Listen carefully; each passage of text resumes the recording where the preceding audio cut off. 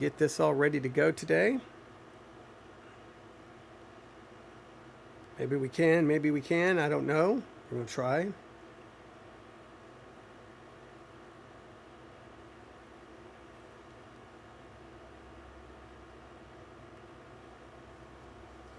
We're going to begin here in just a second.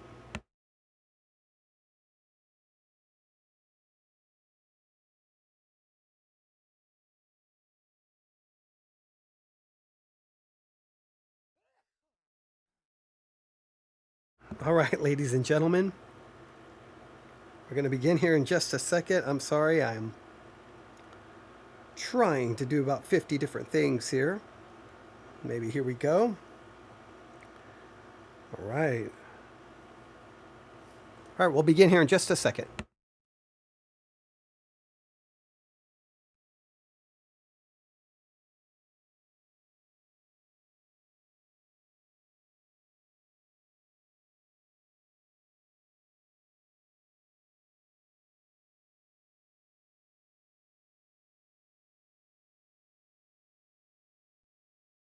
There you go. Now I can hear myself. All right.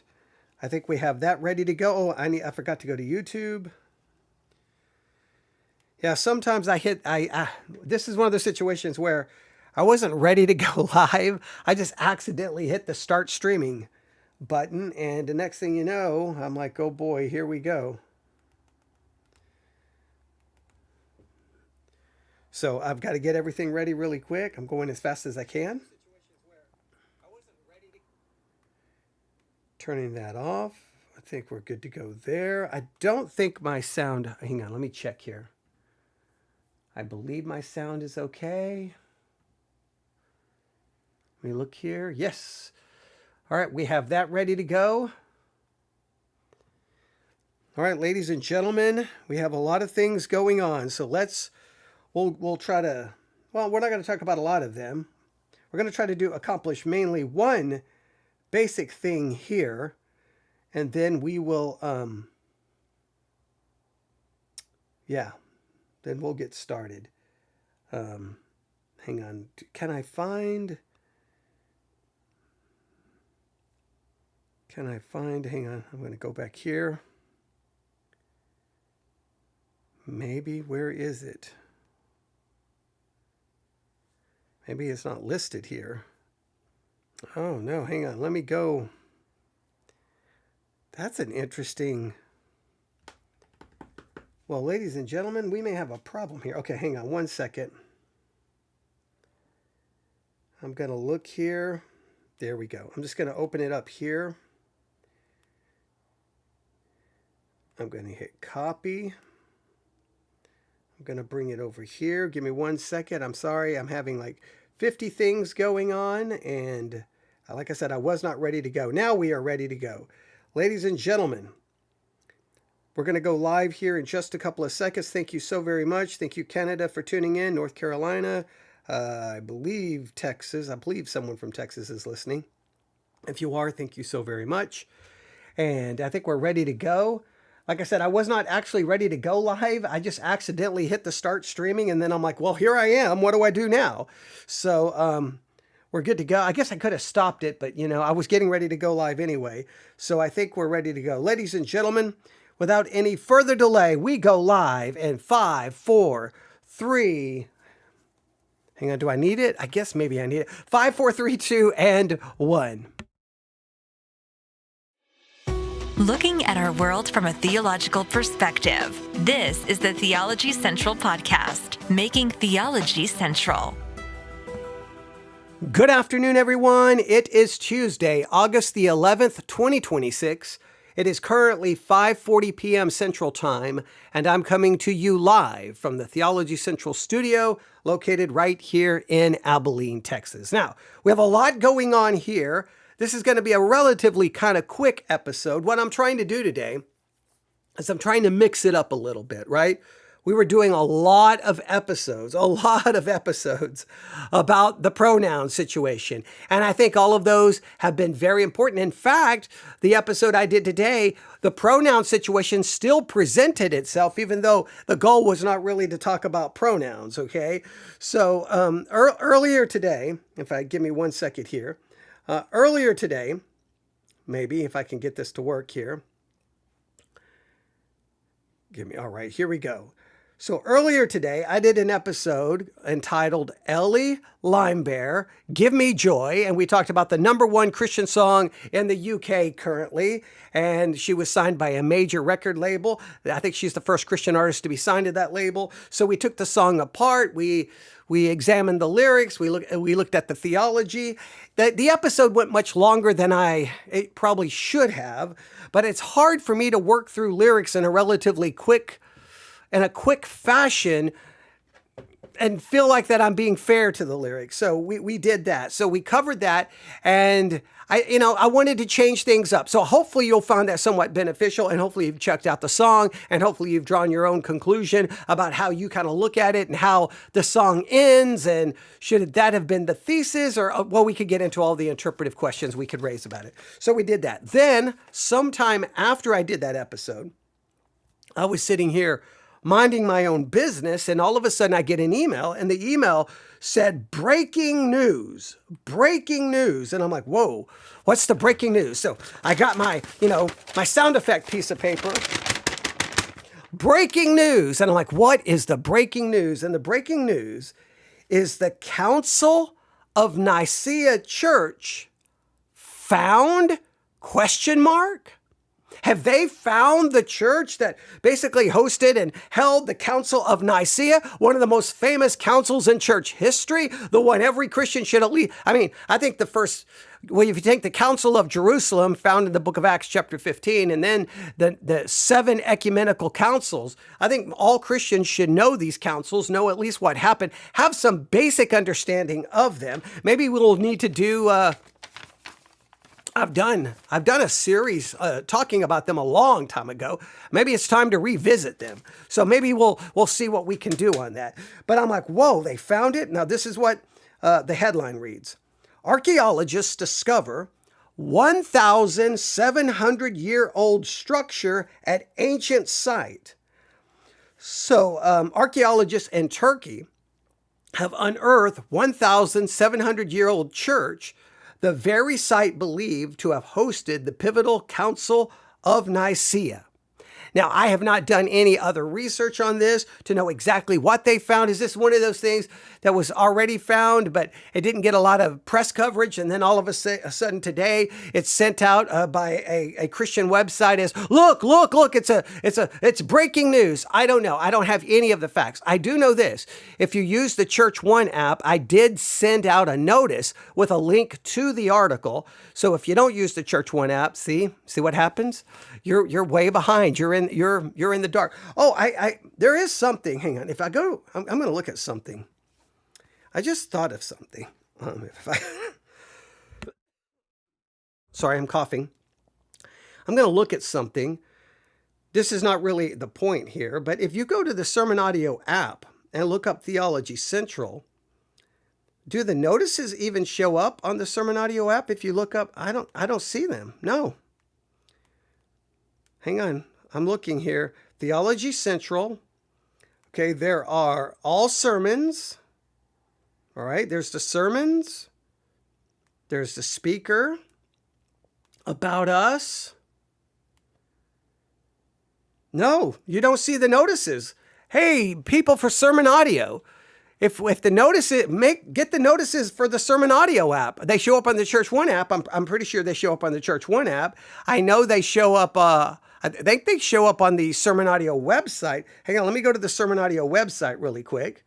Hey, we may have just discovered something here, all right?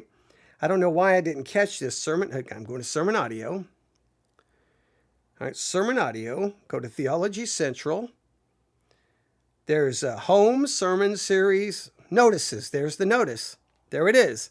So it's not on the Sermon Audio app. So the Sermon Audio app for the broadcaster, there should be a place to see the notices, right? Now, I think under the feed tab, the notices are there under the feed tab. So if you go under the feed tab and you follow me there, but if you happen to bypass the feed tab and just look up Theology Central, I don't think you're going to see the notices. I'm going to do a search again, Theology Central, go to our page. No, there they are. Okay. So it is on the website. So on the website it's there, but it's not on the app. So come on now, get them on the app as well, okay? Unless I'm missing them. If I miss them, I'll come back and correct it at a later time.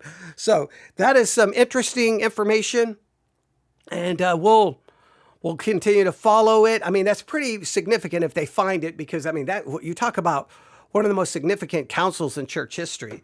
I mean, that is an important one, and I would challenge anyone listening. If you can't really give a basic overview and summary of the first 7 ecumenical councils, I hate to say this, where do you go to church? And what is your church doing? I mean, if they haven't even taught you the basics of the first 7 ecumenical councils, I don't really know what's going on there. I mean, you probably had time for potlucks. You probably had time for fellowships and underwater basket weaving and whatever other things you were doing, but you didn't have time to study the 7 ecumenical councils. I mean, like the critical to church history. Like sometimes I just don't get it, because so many times you'll meet people they've gone to church for 20 years, and you always ask them basic questions, maybe related to systematic theology or hermeneutics or church history, and they don't have a clue.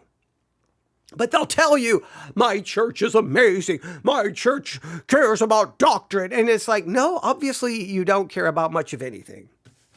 I know you're going to say I'm being extra critical, but I mean, come on. All right. But speaking of church, many of you know that I'm attending Our Savior Lutheran Church, Abilene, Texas, South 7th Street. You can look it up. Our Savior Lutheran Church, Missouri Synod. And if you look it up, you'll see it's a really awesome. The building is round. It's circular. It's a really interesting design for the building.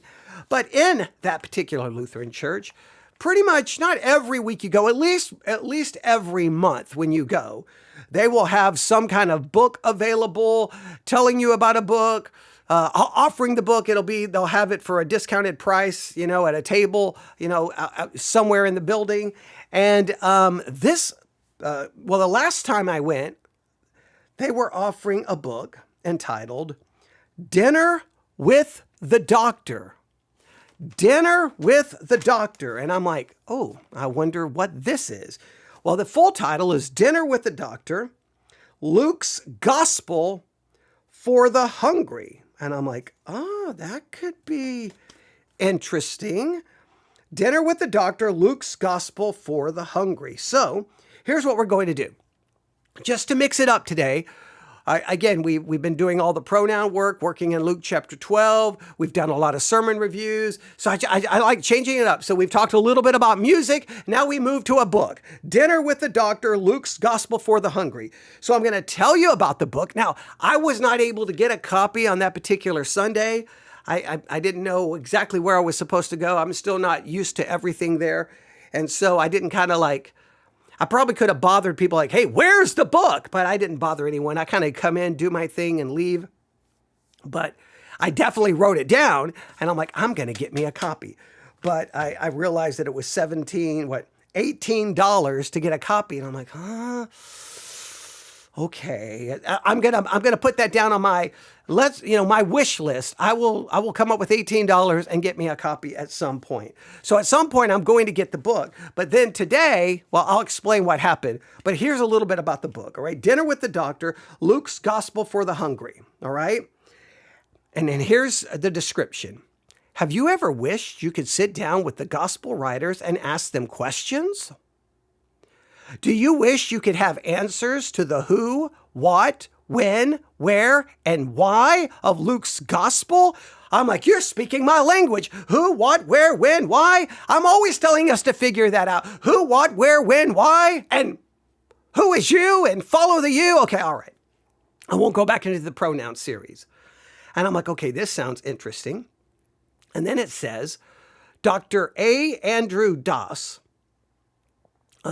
it says, Join Reverend Dr. A. Andrew Doss for an exploration of Luke's gospel from beginning to end through an exploration of the text alongside its historical context. I'm like, oh, this sounds interesting. And then it says, you can begin to answer questions about the book of Luke and expand your understanding of this gospel. Some questions you will answer: who was Luke's audience? What was Luke writing about? How does the gospel differ from Matthew, Mark, and John? Why are his narratives important?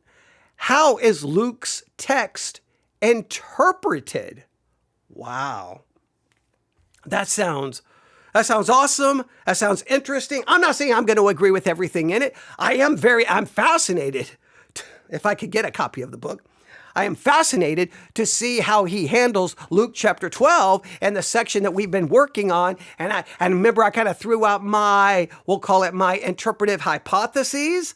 So whoever gets a copy of the book first, Dinner with the Doctor, Luke's Gospel for the Hungry. Now, if I had all kinds of money, I'd be giving away copies, but I don't. But if I did, I would. But if you get a copy first, please tell me, what did they do with Luke chapter 12, right? How did they handle that section about Jesus telling the disciples to be ready? Do they go with the idea of the second coming, or do they go with the idea of Jesus coming back after his death, burial, resurrection, and after his resurrection? I would love to know.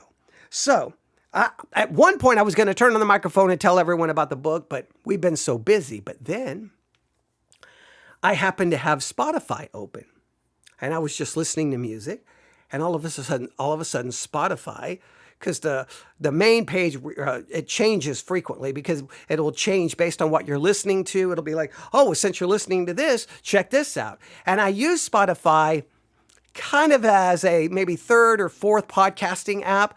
I use all the other podcasting apps, but I use Spotify as well. And so all of a sudden it gave, you listen to the Lutheran Hour, you should consider these podcasts. And I'm like going through, and I'm like, okay, I know that one. Okay, oh yeah, let me subscribe. Oh, I don't know about that one. Let me subscribe. And then it said the Concordia Publishing House podcast. And I'm like, Concordia Publishing House. Hey, if you're going to buy Lutheran books, you're going to get them from the Concordia Publishing House, right? Concordia Seminary, Concordia Publishing House. Okay, if you know Lutheranism, you know this stuff, right? And I'm like, oh, let me look at it. So I started looking, and I'm like, there it is. Dinner with the Doctor, Luke's Gospel for the Hungry. I'm like, I know that book. My Lutheran church is offering that to the people who go to church. And I'm like, well, you know what? This is an easy podcast episode. Let me download that. And we'll review it, listen to it, analyze it, critique it, see what we can learn about the book so that you will know about the book. And then if you want to get the book, a copy of the book for yourself, by all means you can. If you don't, you don't, but you'll know about the book. And it's not anything I'm doing to make any money.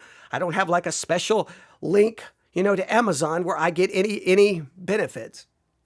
This is just tell you about a resource because I'm trying to mix it up today. So I told you about music. Now I'm telling you about a book.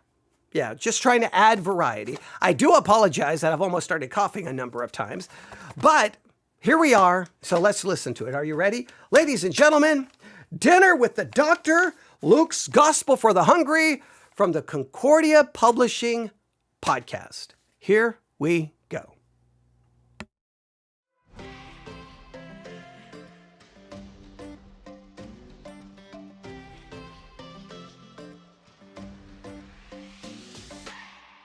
Welcome to the Concordia Publishing House podcast, where we consider everything in the light of Jesus Christ, who is the same yesterday, today, and forever.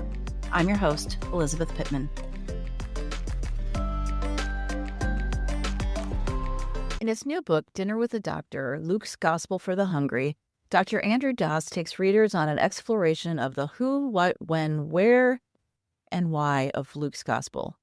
I'd like to thank our friends at the LCMS Foundation for their support of the podcast.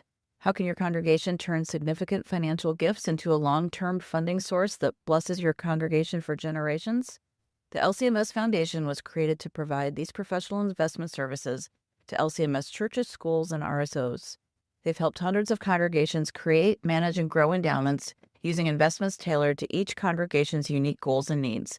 And now they'd like to help yours. Visit lcmsfoundation.org/podcast. Oh man, when I hear that stuff, it just tells me once again the church is a business. I don't care what you say. You can try to make it sound all spiritual. That kind of stuff, just like it, whether we like it or not. And I know, I'm going to end up losing a subscriber on YouTube. Look, I can't help it. When I hear this stuff, this is where I always then end up back, right? Churches require large sums of money to operate, to keep the building going, a staff, electricity, insurance, all of this stuff. And they're always finding ways and how to be able to keep that money going, how to keep that money, build upon it, whatever. Because I understand you don't have money, it doesn't operate, it goes away. It's that simple. I 1000% understand that. And by no means am I criticizing the fact that it needs money. I can't. This podcast needs money. So I understand. My problem is when you find out how much money it takes to keep a church operating in a year, and then you consider what you're actually getting from that church within that year. And then sometimes I'm thinking, for crying out loud, a poor person with a microphone and a computer can produce more content than a church that is rich in comparison to that individual, taking $100,000, $200,000, $500,000 to operate in a year. And it's like, that's where I have my problem. And I know people think that's fleshly, but it's just hard. You hear about, oh, here's this organization and this organization. Let us help you find a way to bring in more money, to manage your money, to get the most out of your money. Why do you have this entire industry out there doing these things? Because it's all a business. No matter how spiritual you want to make it sound, it is a business. You have to bring in people, and those people have to bring with them money. And without that money, you can't hire people. Without that money, you may have to fire people or have to let them go, if you want to say it in a nice way. Without that money, you can't have programs. Without that money, you can't do this. Without that money, you can't pay the bills. And without that money, the church goes bye-bye. No, and no matter how spiritual you try to make it sound, no matter how godly you try to make it sound, that's what it comes down to. And so, yeah, so even when I hear that kind of stuff, I'm like, oh boy, here we go. All right, but enough of that. I know I'm going to get people, I don't know why people get mad at me for pointing that out. I don't know, what am I saying that's so wrong? Everything I'm saying is just a fact of life. And I think it should make all of us go, man, is there a way to do this? And I'm not saying there's a better way. I'm not saying that. I'm just thinking, man, if the church has to take all of that money to keep the building going, then I think that building needs to be being used as much as possible to get the money's worth, and the church needs to be producing as much content as possible to make the investment worth it. I think that's a pretty reasonable take. All right, here we go. Let's get to the book. Now on to our conversation with Dr. Andrew Dass. Dass, welcome to the podcast. Thanks for having me. You know, it's been really neat to see your new book, Dinner with the Doctor, Luke's Gospel for the Hungry. And I mentioned it to you before we started. I'm used to you in the academic, scholarly, commentary realm of writing. And so when I picked this up and started reading, I was surprised, but in a really good way. Yeah, good. You mentioned you entered into a dream world, so that's kind of fun. You kind of take us into a dream world, and we'll get there in a minute. I did. What was it like writing more devotionally versus your academic writing? Oh, no. No. It's written from a devotional standpoint, not an academic. It sounds academic. The who, what, where, when, why of Luke's gospel, the historical context.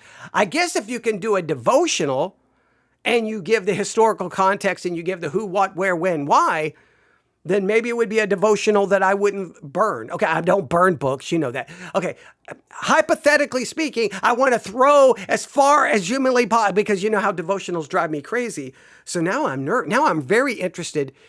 So I need someone to get the book and then contact me and tell me, I made it through it. You'll be okay. All right? I need you to be, the canary in the coal mine. I need you to be the one to tell me if we can survive it. All right. So now, that's not what I wanted to hear. I don't want to hear. I hate when they're like, well, you usually do it from an academic perspective, but us normal people can't handle the academic. I hate that so much. If pastors go to seminary and learn all the academic stuff, well, there's no reason for them to learn all the academic stuff if the people in the pew don't need the academic stuff. And my argument is, if you go to seminary and learn the academic stuff, sorry, people, you're going to get everything I've ever learned in every way possible and more. So, and if you don't want that or need that, then stop sending pastors to seminaries and Bible colleges.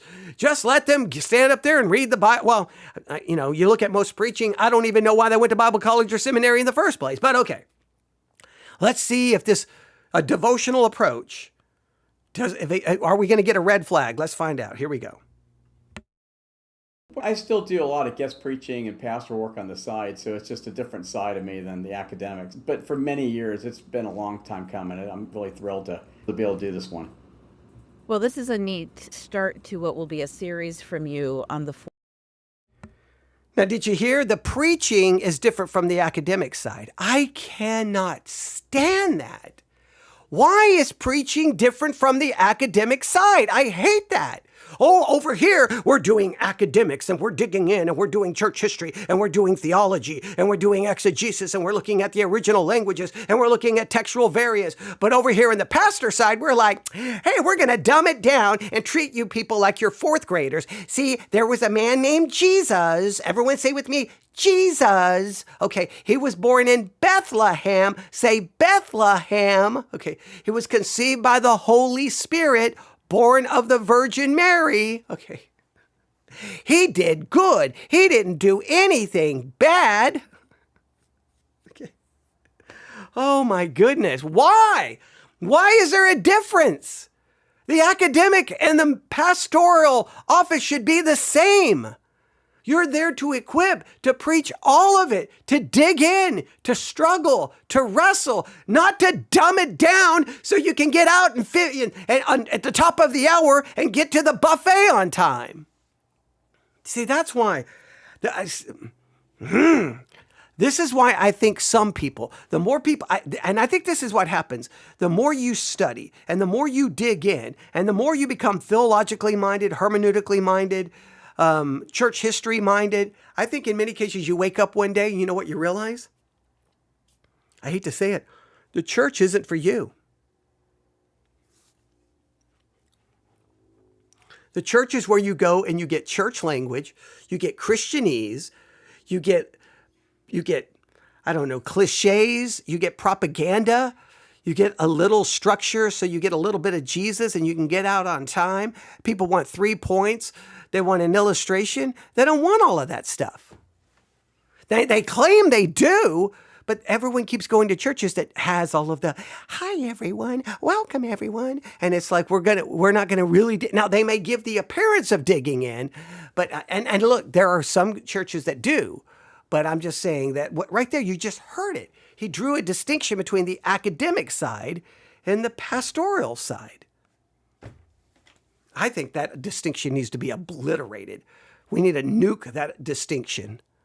Now, I know some people now what would happen then, the people who don't want all of that digging in and theology, then they would feel unwelcomed. So I know that churches, and that what many pastors try to do is try to make everyone give a little bit of something for everyone. So what sometimes they'll do is the sermons will be kind of dumbed down and pretty simplistic and, 3 points and that kind of stuff. But then they'll offer something on a Thursday night or a Friday night. Well, this is where we really dig in. I can't stand that. So that means we're going to have here's going to be the smart people. And then everyone who goes to church on Sunday, those are the dumb people. No. And pastors will say, well, people just can't get it. It's too much. No, you know what? If it's too high for them, too deep for them, then you bring a ladder and you bring a shovel and you keep helping them climb and you keep digging until you can help them get it. 4 Gospels. Why is it important for us to really pay attention to the differences between Matthew, Mark, Luke, and John? Well, my future daughter-in-law, she was in town last weekend, and I told her last weekend that I was going to be spooling the DVD player, and she looked at me confused, like, spooling? Like, what's that? I had to explain to her that it's, my kids would all know this, my family would, that it's a Battlestar Galactica term. You spool the faster than light drive. She just wasn't familiar with the term. We all use our words a little differently. Another illustration would be that in The Princess Bride, the one character says to the other, I don't think that word means what you think it means. So, we all use our words a little differently. The gospel writers are no different. Scholars use the fancy term idiolect, although it's hard for me not to smile when someone talks about my wife says, that's your idiolect. I just start laughing. But we all use words and language in ways that are unique to us. And so it's the same thing with the gospel writers. A good example would be how Luke uses the word save or salvation as opposed to Matthew or Mark. So if you're reading in Matthew or Mark, salvation for them always takes place at the cross. So in Mark's gospel, he's in this race to get to the cross because that's the really fun stuff. And so in Mark 10:45, he says that Jesus gave himself as a ransom for sin. Matthew really likes that, so he takes that verse and uses it as well. But those are verses that are missing in Luke's gospel. Or when you read in Matthew 26:28 at the Lord's Supper that Jesus' blood is poured out for many for the forgiveness of sins, because it's in Jesus' death that salvation is taking place. You don't read that in Luke's version of the Lord's Supper. It doesn't mean that Luke's not emphasizing the cross. The whole middle of his gospel is this extended journey sequence where he's just going toward the cross, going toward the cross, going toward the cross, for the whole middle of the gospel. About this divine necessity that's compelling him to go to Jerusalem and his death on the cross. But for Luke, salvation's so much more, not just his death on the cross. Remember, in Luke's gospel, you have the thief on the cross who enjoys his salvation. But it's all through Luke's gospel. So when you read in Matthew 1:21, the angel tells Joseph that Jesus will save his people from their sins. It's in the future tense. But when the angel is talking to shepherds, in Luke 2:11, it says, today, in the city of David, a Savior is born for you. So he's the Savior already from the day of his birth. You don't have to wait for it. So as people came across Jesus, today turns out to be the day of salvation. He'll tell his hometown crowd at Nazareth, today as you listen, this scripture's been fulfilled. He'll walk up to a tree and say, Zacchaeus, hurry and come down because today it's necessary for me to stay at your house. And just a little later, today salvation's come to this house. And so for the thief on the cross today, you'll be with me in paradise. So Luke defines salvation a little differently than Matthew and Mark. For Luke, salvation's a deliverance from anything that's keeping you from living your life as God intended. So when the blind receive their sight, their faith has already saved them. When a leper's made clean, their faith has already saved them. The woman with the flow of blood's healed. She's already saved. So it's a forgiveness of sins, but it's so much more for Luke. And we just have to pay attention to how each gospel writer uses words on their terms and what they're trying to say. So it's an important question to ask. We're going to try to understand Luke.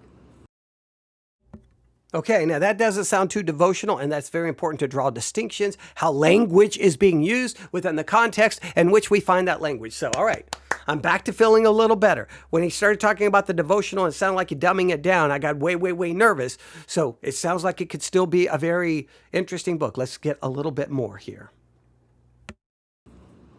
Why did you decide to start with Luke and not with Matthew at the beginning?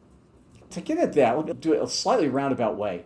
I really love the prophet Amos in his chapter 8. He talks about how there's this famine in the land, and it turns out that the famine is of the Word of God. And I kind of believe that in many ways we're experiencing days like that. I think it's a little ironic. We have all these outstanding, insightful studies going on in biblical studies in the scholarly world, but then again, the scholars are in their own little world. We have a lot of scholars who are hostile to the biblical faith. Not a lot of them are trying to convey the best of their insights for lay audiences. And then for pastors, it's really easy to get lost in the rabbit trails and the side topics of commentaries that just won't be of interest to the average person in the pew. Sometimes it's kind of hard to sift through all that material for what's useful for a sermon or for a Bible. Oh my goodness. Why do we have to sift through and try to figure out what will be useful or not useful for the people in the pew? If it deals with scripture, if it deals with doctrine, if it deals with theology, then it's not just useful for the people in the pew, it's necessary. They should be taught all of it. They should be taught everything. Why do we sift through and go, I'm sorry, the people in the pew, they can't have this. We are the scholars. We're so smart. They're so stupid. The little peons are below us. Now, I know they don't try to say that. They're just like, well, we've got to be useful. We've got to be pastoral. No, you learn, you teach, you give what you have received. You give them everything. You teach them, you wrestle, you struggle. And then maybe that's why church was never going to be for me. Maybe that's why the church world, I was always going to be, never fit in, because I always thought that's the way it should be. Why is it like, you go to church, you learn this, and then 30 minutes later, you're looking at some scholarly work and you're like, well, wait a minute. The scholars don't even agree with that. Wait, the scholars think that that's stupid. Wait, the scholars disagree with it. Why are we teaching the people this? Well, this is what we give the people. We're not going to get into all of the scholarly debates. Why not? Why do we treat the people like they can't know it? Oh man, I hate that so much. And you know why the scholars sometimes are off in their own little world? Because the church is no place for them. The church don't want scholars. The only time people want scholars is when like, oh, I got into an argument with an atheist and it looks stupid. Can you give me some books that will help me answer the question? Well, you don't just go get information so that you can win a debate. You go get information because you want to learn everything you can know about the Gospel of Luke or Matthew or Mark or John and the historical context and the linguistic differences and what's going on. And you struggle with it and you wrestle with it, just like we did with Luke chapter 12, working through the pronoun issue. I find myself at odds constantly with so much Christianity. It sounds like the book may actually be good, but this mentality is the antithesis to the way I think Christians should think and pastors should think. Bible class, you have all this academic filler. You might be preaching, let's say, 6 sermons on Paul's letter to the Galatians, and then you pick up this Concordia commentary, and it turns out to be over 800 pages. It's going to be a bit overwhelming. What do you do with that? So I think it's sometimes helpful to have a model of how to take these commentaries or academic discussions and bring it to fruition in a biblical sermon or a meaty devotion on a given text.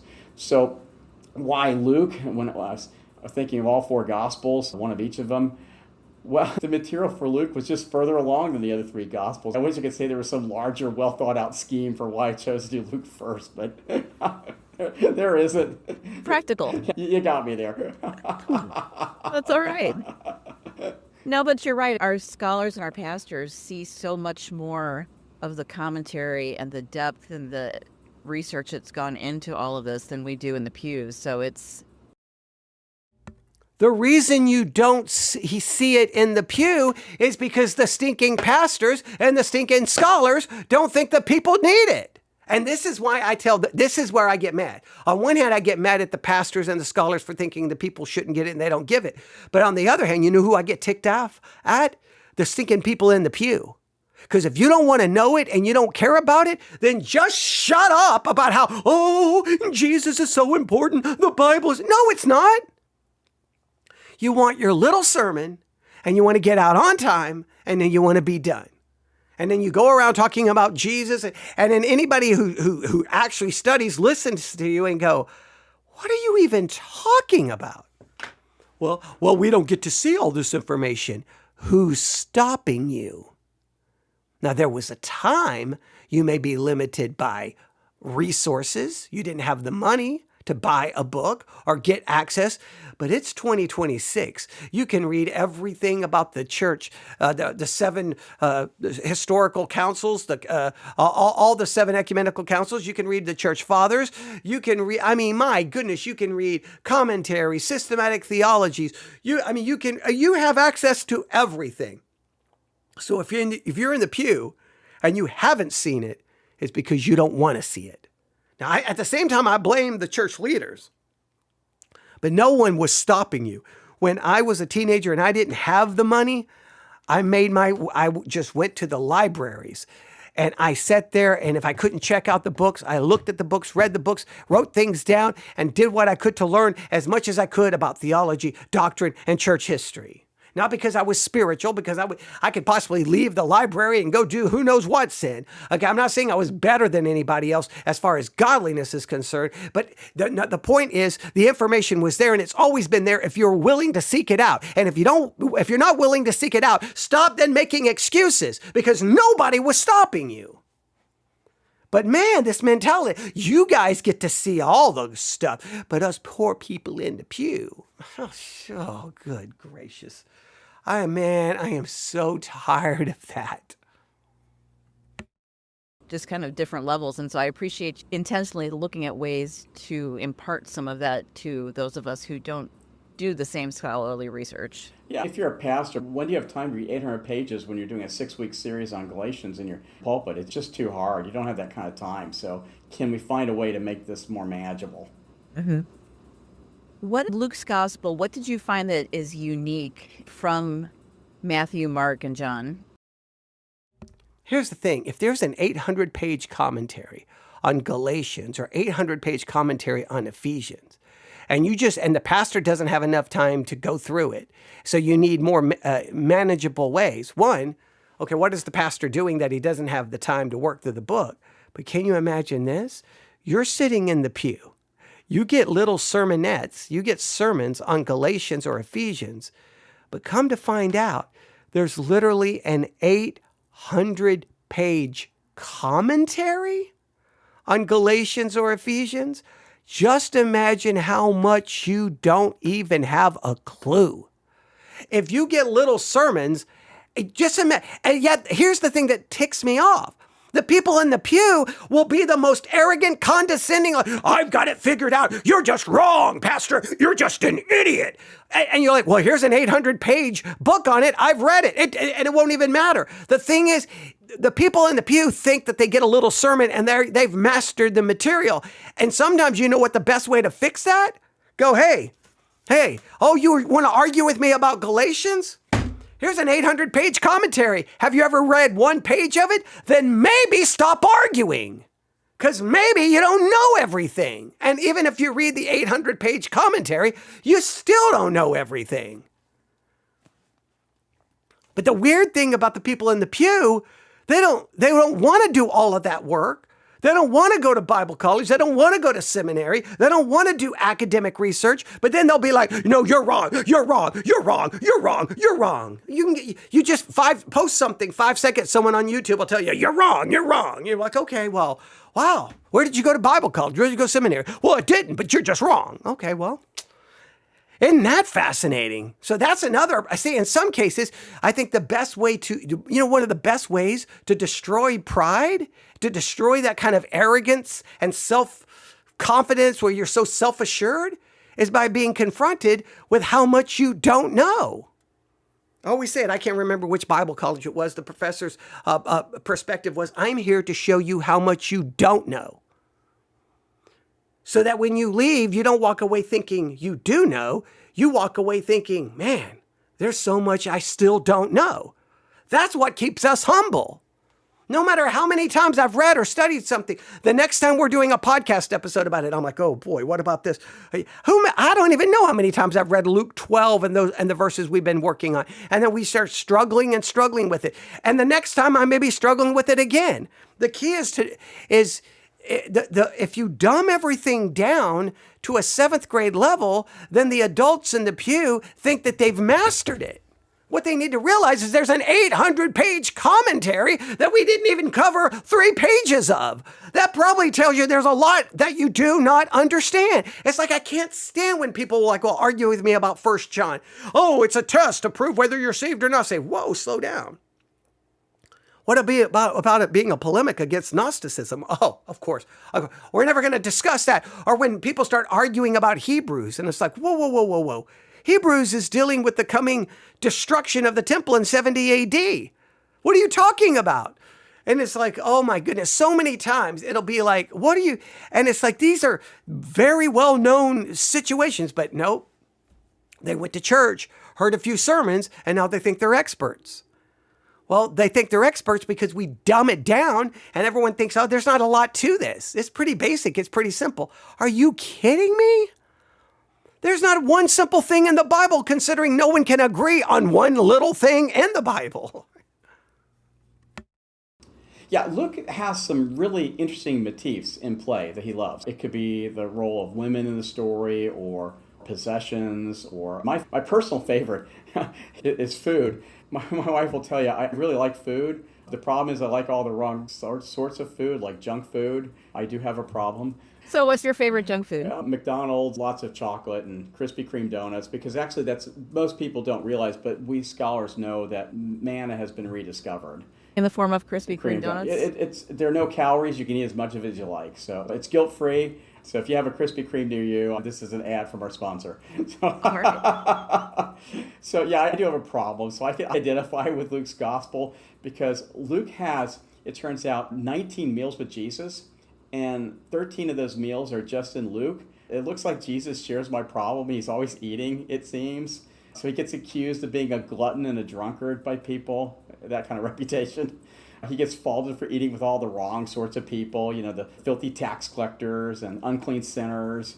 Or, this didn't make it into the book, but there's a story about these 13 hungry guys showing up off the road at the home of poor Mary and Martha. Poor Martha hustles into overdrive. My grandmother, 35 years ago, used to have a terrible time with that passage in Luke 10. She was of this older generation where a woman's supposed to be a good host to her guests. And so Martha was doing what she's supposed to, but there was Mary, loafing in there with Jesus at his feet as if she were a male disciple, listening to his teaching. Should she have been with Martha in the kitchen, getting the meal ready for the guys? And so my grandmother could really identify with Martha and got scandalized by this parable. I explained to her Luke's food motif, that when Jesus shows up at a meal, it's no longer an ordinary meal. There's more than mere earthly food that's being shared. And Mary had seen beyond the earthly meal taking. Now, this is fascinating. How many times did he say that there's a meal with Jesus in the Gospel of Luke? Now, we may be on to something. Remember Luke 12:37 in our working on pronouns? Blessed are those servants whom the master, this is Luke 12:37, blessed are those servants whom the master, when he comes, will find watching. Surely I say unto you that he will gird himself, have them sit down to eat, and will come and serve them. So we have another meal eating with Jesus in 12:37. And then remember, where is it? Hang on. I think it's in the Gospel of Luke. Hang on. Hang on. Okay, look. Yeah, Luke chapter 24, verse 30. Now it came to pass, he sat at the table with them, and he took bread, blessed and broke it, and gave it to them. And after the resurrection, he comes, sits down, and he serves them. And so we think that is kind of a reference to the coming out, from the resurrection. But that's interesting. Why does Luke use this meal motif so many times? We need to go through the Gospel of Luke and look at all the times that there's like a meal with Jesus, or this eating motif, and why it's so frequent in the Gospel of Luke, and what it could possibly tell us, and how could that possibly impact Luke 12 and understanding that passage. And that's, see, we haven't even opened the book, and we've already on to something that could be pretty interesting. And see, that kind of stuff, some may say it's academic. No, it's getting us better understanding of the gospel. Place and realize that there was a heavenly meal being shared when Jesus comes to your table. So if you understand Luke's food motif, you can understand the story that's unique to Luke, and it's no longer scandalous. It starts making a lot of sense. So these Lucan motifs are all really interesting, whether possessions or women or Jesus' innocence at his trial or crucifixion, the role that the Jews play. It's rich fare in this gospel. It's a real treat. I don't know if I'm going to look at Krispy Kreme or food again quite the same way after this. It's manna. It's manna. It's all manna. We're just going to rename it. At the beginning of the book, you take us really quickly, you immerse us in the first century context of Luke's gospel.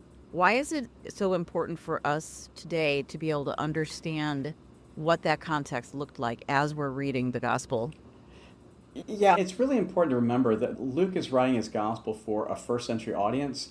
And so words can mean all kinds of things. So isn't it kind of important then to prioritize what these words might mean to the people being addressed by the gospel? So we imagine ourselves taking a seat in Luke's first audiences. And so the sequence at the beginning, my conversation with Luke was just that. It's a chance to kind of go back and sit down with them. And first we sit down with Luke, and then to sit down in the middle of his audiences and kind of see who's around us and what's going on with them. The world's a little different than our world today, and I hope people come to appreciate that as they're enjoying the dinner sequence. But it's a Mediterranean world, and so it's a world of honor and shame.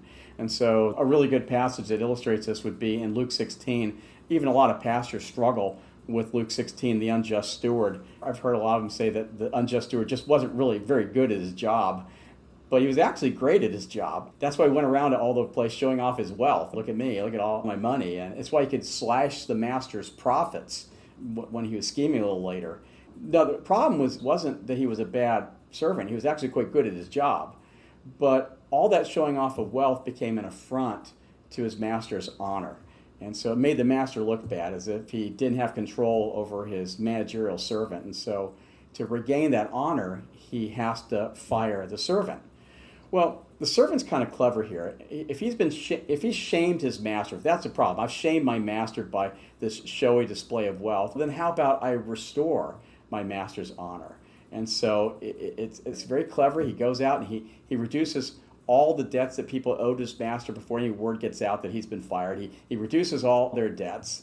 And so what happens then, it puts the master in a corner, because now everybody's praising the master as this really generous individual, and they're talking about how wonderful he is. So what's the master to do? If he fires his servant and cancels all this people's forgiveness of their debts, he's going to come across a little miserly. He'll actually bring even more shame to himself.